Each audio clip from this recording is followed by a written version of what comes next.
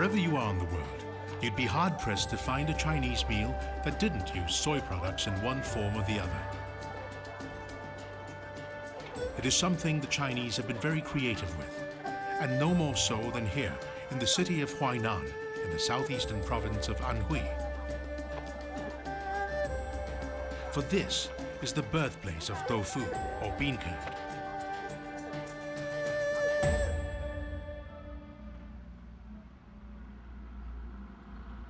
This is the village of Dachuan on the outskirts of Huainan.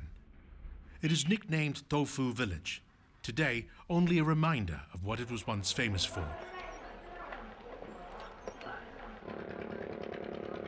Qinghuan lives here with her husband, Lu Xingwen, and their son.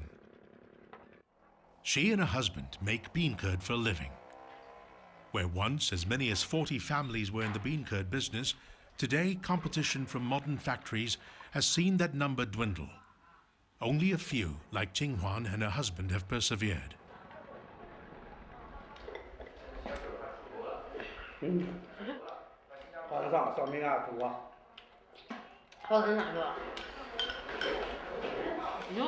Bean curd making is a low-margin enterprise. Incomes are small, often too small. It's a hard life. But Qinghuan and Xingwen reason that at very least it puts food on the table and takes care of the most basic of necessities.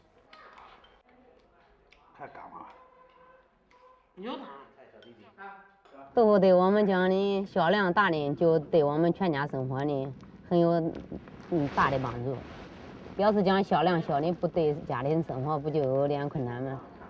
我们家3口就享受豆腐的福。就是这样的，我们也销量多，我们生活也好。 Making bean curd the old-fashioned way is quite literally a daily grind.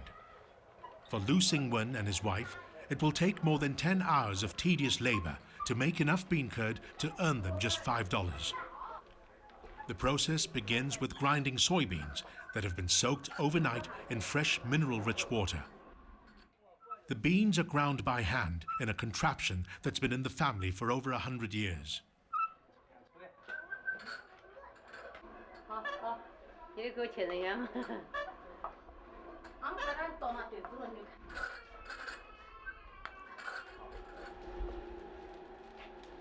The beans are ground into a thick paste, which in turn is sieved to remove the lumps. The resulting fresh soy milk is heated over a fire, but there is still more to be done before the simmering liquid is turned into bean curd.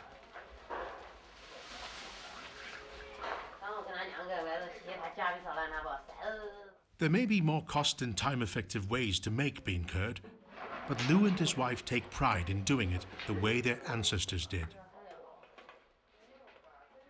重要的就是豆腐，那黄豆芽的好，水质好，高比例的好，水掌握的好，这4种原因。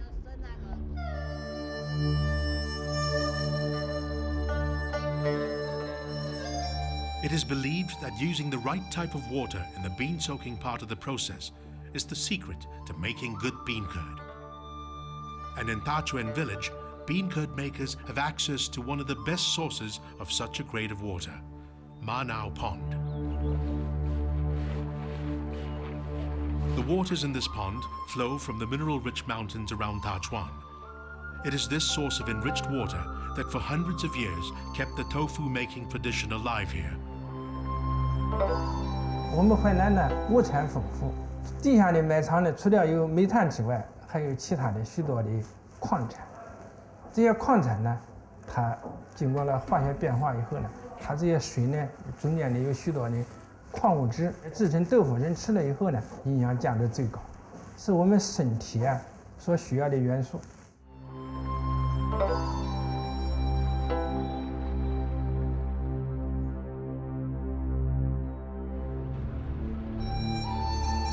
Back in Huainan stands a statue of its founder Liu An, grandson of the Han Emperor Liu Bang.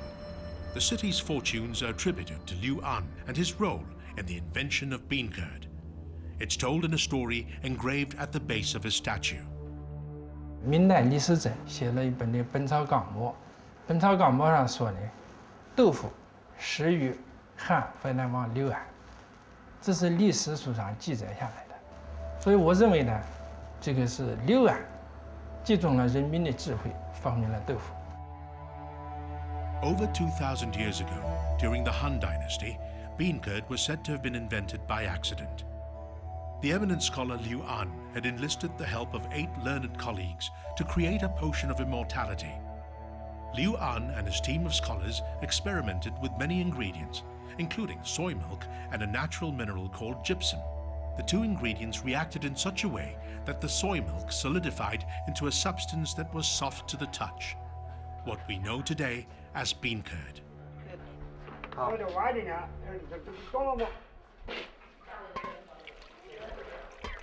Back in Tachuan village, Liu and his wife are ready with their thickened soy milk. In the next stage, gypsum is added as a coagulative agent. This will cause the liquid soy milk to solidify into a smooth, soft consistency.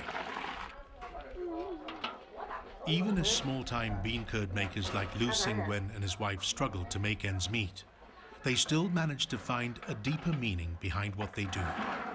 After all, the Chinese word for bean curd, Tofu, sounds very much like the Chinese phrase that poetically means everyone happy. 不论哪家到春节到年下，到节日都是的，他都买点豆腐、鸭锅。鸭锅。传统讲豆腐，他就年到头就豆腐成它不名声好听吗？慢慢的成了豆腐了。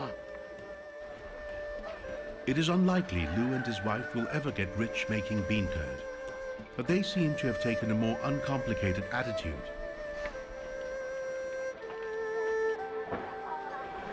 If they believe that cooking bean curd does in fact bring happiness all year round, then perhaps that will be their reward. And perhaps their daily toil in some small way celebrates the legacy of a great culinary invention in this small, uncluttered corner of China.